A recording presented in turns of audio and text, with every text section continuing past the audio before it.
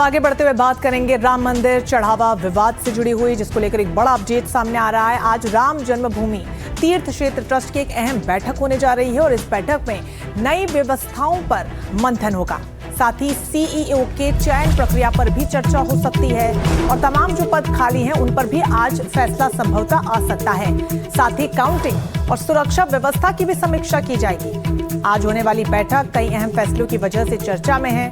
Trust की इस बैठक में 3 खाली ट्रस्टी पदों को भरने, नए महासचिव की नियुक्ति और राम मंदिर के पहले मुख्य कार्यकारी अधिकारी यानी कि सीईओ के चयन प्रक्रिया पर चर्चा होने की संभावना है। इसके अलावा चढ़ावा चोरी में हुई धांधली मामले में हाल ही में सुप्रीम कोर्ट में पेश हुई एसआईटी की रिपोर्ट, मंदिर की सुरक्षा व्यवस्था और चढ़ावे में मिले नोटों की गिनती भी एजेंडे में शामिल है। तो वहीं विवाद के बाद ट्रस्ट में 2 पद खाली हुए हैं। इनमें पूर्व महासचिव चंपत राय और ट्रस्टी अनिल मिश्रा के इस्तीफे के बाद 2 पद खाली हैं, जबकि ट्रस्टी बिमलेंद्र मोहन प्रताप मिश्र के निधन के बाद एक और पद खाली हो चला है। ऐसे में आज की जो बैठक है बेहद महत्वपूर्ण होने वाली है। ट्रस्ट की ये बैठक में कई अहम फैसले लिए जा सकते हैं। चढ़ावा चोरी विवाद पर महामंथन भी इसे समझा जा रहा है और 3 खाली पदों को भरना पर चर्चा संभवतः होगी। तो वहीं सुप्रीम कोर्ट में पेश एसआईटी रिपोर्ट पर भी मंथन होगा। 23 जुलाई को आरएसएस वीएचपी की बैठक भी होनी है, उसको लेकर भी रोड मैप यहां से तैयार हो सकता है। तो वहीं बैठक में 300 साधु संत भी शामिल होंगे। तो ये बड़ी जानकारी सामने आ रही है, बेहद महत्वपूर्ण है। अयोध्या में शाम 4 बजे ये बैठक होनी है। रणवीर हमारे साथ जुड़ गए इस पूरी खबर पर ज्यादा जानकारी के साथ। ट्रस्ट की महत्वपूर्ण बैठक होने वाली है। रणवीर, सबसे ज्यादा महत्वपूर्ण तो ये होगा कि जो 3 रिक्त पद है, खासतौर पर 2 रिक्त पद, उन पर चयन की प्रक्रिया को लेकर मंथन हो सकता है। कौन से वो चेहरे हैं जो रेस में आगे हैं, जो इनको भर सकते हैं, और साथ ही और क्या महत्वपूर्ण चर्चा इस बैठक में होगी? देखिए, राम मंदिर में कुल ट्रस्ट में 3 पद खाली हैं। एक राजा अयोध्या के निधन के बाद और 2 इस्तीफे चंपत राय और अनिल मिश्रा के। ऐसे में राजा अयोध्या की जगह कहा जा रहा है कि उनके बेटे यतीन्द्र मिश्रा जो हैं उनको ट्रस्ट में लिया जा सकता है। हालांकि अंतिम फैसला आज होगा कि कौन होगा, लेकिन जो संभावनाएं हैं उसमें राजा अयोध्या जो थे उनके बेटे यतीन्द्र मिश्रा, उनकी संभावनाएं ज़्यादा हैं। रही बात चंपत राय और अनिल मिश्रा की जगह पर कौन होगा, तो ये कहा जा रहा है कि एक अयोध्या के संत हो सकते हैं। वो राघवाचार्य जी महाराज भी हो सकते हैं, वो दिनेशाचार्य जी महाराज हो सकते हैं, वो मिथिलेश नंदिनी शरण भी हो सकते हैं, या कोई और भी हो सकता है। लेकिन ये 3-4 नाम ऐसे हैं जिनकी चर्चाएं ज़्यादा हैं।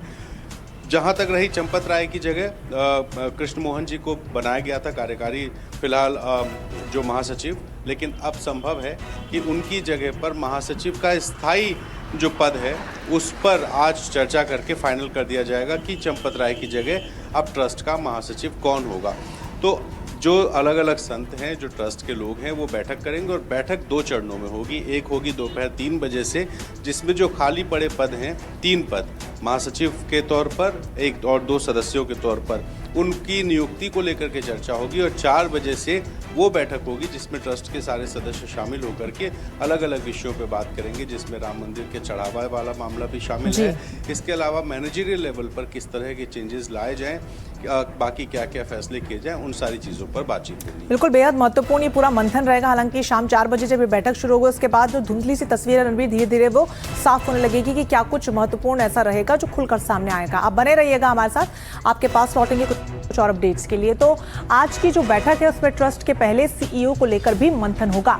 आइए अब आपको विस्तार से बताते हैं कि इस पद के लिए कितने आवेदन आए हैं। तो सीईओ पद के लिए आवेदन की समय सीमा जो है वो समाप्त हो चुकी है और जो डेडलाइन दी गई थी यानी समय सीमा वो पूरी तरीके से खत्म हो चुकी है। पद के लिए कितने आवेदन आए? 2357 आवेदन हासिल हो चुके हैं सीईओ पद के लिए। देश भर के जो तमाम दावेदार हैं उन्होंने सीईओ पद के लिए अपने अपने आवेदन भेज दिए हैं। साथ ही कौन कौन इसमें शामिल है ये भी आपको बताते हैं। इसमें retired IAS, IPS, PCS, PPS अफसरों के आवेदन आए हैं जो बड़ी तादाद में हैं। और साथ ही आपको बता दें इसके अलावा सेना के अफसरों ने भी सीईओ के लिए अपने अपने आवेदन भेजे हैं। और इसमें चार्टर्ड अकाउंटेंट्स की भी सूची शामिल है। समाज सेवियों ने भी अपनी अपनी दावेदारी पेश की है कि हम भी इस पद के लिए अपना आवेदन भेजना चाहते हैं और साथ ही आवेदनों की स्क्रीनिंग और छंटनी की प्रक्रिया शुरू हो चुकी है। 3 सदस्यीय कमेटी उम्मीदवारों का चयन करेगी और इन्हीं आवेदनों से चयन होगा। तो नए सीईओ के सामने पारदर्शिता बनाए रखने की एक बहुत बड़ी चुनौती होगी, क्योंकि उसी को लेकर सवाल भी खड़े हो रहे थे। हालांकि देश में कई ऐसे मंदिर हैं जिसमें सीईओ का पद है, लेकिन अब इस पद पर चयन की जो प्रक्रिया है, यानी कि जो छंटनी की प्रक्रिया है, इन तमाम आवेदनों से वो जारी है। रणवीर लगातार हमारे साथ बने हुए हैं। सीईओ का पद कितना महत्वपूर्ण होगा राम मंदिर की बात जब आती है रणवीर, क्योंकि अब तक इस पद पर कोई था नहीं, लेकिन अब जो आवेदन आए हैं, 2000 से ज्यादा आवेदन है, देश भर से आवेदन आए हैं, क्या चयन की प्रक्रिया मुश्किल होगी या फिर एक माइंडसेट बन चुका है कि इस प्रकार के व्यक्ति को, जिसका इस प्रोफाइलिंग कुछ इस तरीके से हो, उसी को हम सीईओ बनाएंगे? देखिए, जो सरकारी सिस्टम चलता है उसमें विधायिका और कार्यपालिका होती है। उसी तरह से ट्रस्ट जो है, उस ट्रस्ट की कार्यपालिका जिसको कहेंगे, उसमें एक सीईओ का पद होगा। विधायिका के तौर पर आप समझिए कि जो ट्रस्ट के मेंबर्स हैं वो फैसले लेंगे और फैसलों का इम्प्लीमेंटेशन जो होगा वो सीईओ के पास होगा। अब अगर बात करें नियुक्ति की, तो जो सीईओ का पद है, 2500 से ज़्यादा आवेदन आए हैं। 2500 से ज़्यादा आवेदनों में वो लोग जिनको कम से कम 20 साल का अनुभव है, जो हिंदू हैं, सनातन को मानते हैं, इस तरह के जो अलग अलग क्लॉजेस थे, उनकी डिमांड के हिसाब से लोगों ने अप्लाई किया। अब ये जो 2500 एप्लीकेशंस आए हैं, इन पर 3 सदस्यों वाली जो कमेटी है वो बैठेगी, देखेगी कि कौन कौन इसमें उचित लग रहा है। उनके बाद उनको कॉल किया जाएगा, उनका एक इंटरव्यू होगा और इंटरव्यू के बाद तय होगा कि आखिर कौन होगा मंदिर का सीईओ, जो मंदिर के ट्रस्ट के फैसलों के इम्प्लीमेंटेशन का काम देखेगा, निगरानी रखेगा। और जो गड़बड़ी हुई है राम मंदिर चढ़ावा चोरी की, इस तरह की चीजें रणवीर, ये बताइए, चूंकि आवेदन तो आ चुके हैं, क्या आवेदन की जो समय सीमा है वो अब खत्म हो चुकी है? अब प्रक्रिया शुरू हो चुकी है छंटने की, कब तक मुहर लग सकती है फाइनल नाम पर? क्या कुछ जानकारी मिल रही है? देखिए, उम्मीद से कहीं ज़्यादा एप्लीकेशंस आए। 18 तारीख तक आवेदन की लास्ट डेट थी और 18 तारीख बीतने के बाद जो नंबर्स थे वो 2500 से ज़्यादा एप्लीकेशंस थे।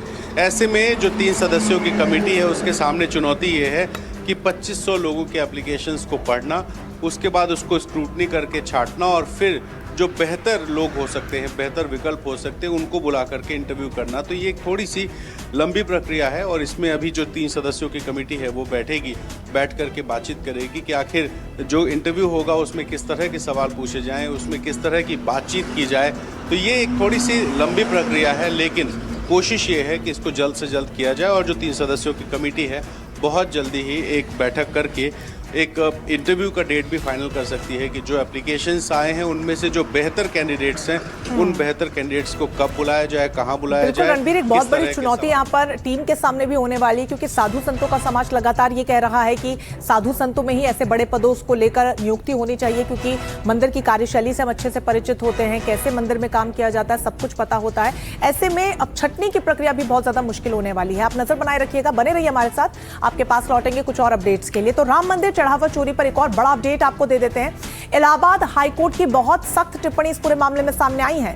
इलाहाबाद हाईकोर्ट ने कहा है कि दान की चोरी से भी लोग शर्मिंदा नहीं हैं, भ्रष्टाचार मामलों में मौत की सजा पर विचार हो। ये देखिए, बहुत सख्त टिप्पणी यहां पर इलाहाबाद हाईकोर्ट की तरफ से की गई है कि भ्रष्टाचार के ऐसे तमाम मामलों में मौत की सजा पर विचार हो। बुलडोजर कार्रवाई पर भी अदालत की कड़ी टिप्पणी सामने आई और कहा कि सुप्रीम कोर्ट के आदेशों की अनदेखी हो रही है, यानी कि सिर्फ बुलडोजर वाली जो कार्रवाई है उसको लेकर भी उन्होंने सख्त निर्देश दिए हैं। रणवीर लगातार हमारे साथ बड़े हुए हैं। हाईकोर्ट की इस टिप्पणी के क्या मायने समझे जाएं, क्योंकि भ्रष्टाचार के अलग अलग मामले रणवीर देश में सामने आते हैं, चाहे वो किसी भी क्षेत्र से जुड़े हुए। ऐसे में हाईकोर्ट जब ये कह रहा है कि भ्रष्टाचार के मामलों में मौत की सजा पर विचार हो, यानी गंभीरता पर प्रकाश हाईकोर्ट डाल रहा है ऐसे मामलों पे। रणवीर, देखिए, निश्चित तौर पे ये जो मामला था इसको समझना पड़ेगा। मामला था बुलडोजर एक्शन को लेकर। हमीरपुर जिले में एक बुलडोजर एक्शन हुआ था, उसको लेकर एक पिटीशन इलाहाबाद हाईकोर्ट में गई। 2 जजों की पीठ थी। 2 जजों की पीठ ने जब सुनवाई शुरू की तो इसमें टिप्पणी करते करते, हालांकि दोनों जजेस में असहमति थी, इसलिए मामला अब चीफ जस्टिस को चला गया है, लेकिन जब टिप्पणी हो रही थी उस टिप्पणी में जिक्र आया राम मंदिर का और कोर्ट की तरफ से जस्टिस अतुल ने यह कहा कि जो लोग राम मंदिर की चोरी की खबर से विचलित नहीं हुए हैं उन्हें किसी बात से शर्मिंदा नहीं किया जा सकता। और ये भारत में जिस तरह की लोगों की सोच हो गई है, ये ईमानदारी के पतन की अंतिम स्तर है, अंतिम पायदान है। इस तरह की टिप्पणी करके कोर्ट ने चिंता जताई और कहा कि भ्रष्टाचार से जुड़े मामलों में मौत की सज़ा मिलनी चाहिए। तो ये बहुत तल्ख टिप्पणी है। और जिस तरह से राम मंदिर का मामला है, ये मामला बुलडोजर एक्शन को लेकर के था, इसमें अलग अलग टिप्पणियां थी, लेकिन जब बात बिल्कुल सख्त टिप्पणी से ही एक बहुत बड़ा संदेश समाज में रणबीर जाएगा, खासतौर पर उन लोगों के लिए जो ऐसे कृत्य करते हैं और शर्मिंदगी भी महसूस नहीं करते। ऐसे में हाईकोर्ट ने जब इस टिप्पणी को किया है तो उसको लेकर अब चौतरफा प्रतिक्रियाएं क्या कुछ निकलकर सामने आती है, उस पर भी नजर बनी रहेगी। आप बने रहिए हमारे साथ। एक और बड़ी खबर बता देते हैं, चढ़ावा चोरी विवाद से ही जुड़ी हुई। कल अयोध्या में वीएचपी और आरएसएस की बड़ी बैठक होनी। ट्रस्ट की इस बैठक के अगले दिन वीएचपी और आरएसएस का मंथन होना है। एसआईटी रिपोर्ट और अब तक की जो कार्रवाई है उस पर चर्चा होगी। तो एक एसआईटी ने अपनी स्टेटस रिपोर्ट जो है वो सौंपी थी राज्य सरकार को, उस पर चर्चा होगी। साथ ही अब तक इस पूरे मामले में जो कुछ भी कार्रवाई की गई है उस पर भी चर्चा होगी। यानी कि आज का दिन और कल का दिन बेहद महत्वपूर्ण होने वाला है। पहले तो आज शाम 4 बजे लगभग ट्रस्ट की बैठक होगी, उसमें भी कई महत्वपूर्ण बिंदुओं पर चर्चा होगी। रिक्त स्थान जो रहने वाले हैं उनको लेकर मंथन होगा। तो कल का दिन भी बेहद महत्वपूर्ण होने वाला है। अयोध्या में ही वीएचपी और आरएसएस की तरफ से एक बड़ी बैठक होगी और इस बैठक में मंथन होगा। खासतौर पर एसआईटी की जो रिपोर्ट है उसमें जो बड़े बिंदु निकलकर सामने आए हैं उस पर चर्चा हो सकती है और अब तक की जो कार्रवाई है उस पर भी चर्चा हो सकती है। विश्व हिंदू परिषद की तरफ से लगातार ये कहा जाता रहा है कि ऐसे मामलों में किसी भी तरीके से लापरवाही बरती नहीं जा सकती है। खासतौर पर जो साधु संत हैं उनके हाथों में भी बड़ी जिम्मेदारी होनी चाहिए। जैसे ही ये मामला सामने आया, देश भर में साधु संतों की खासतौर पर नाराजगी भी इसी मसले को लेकर देखने को मिली।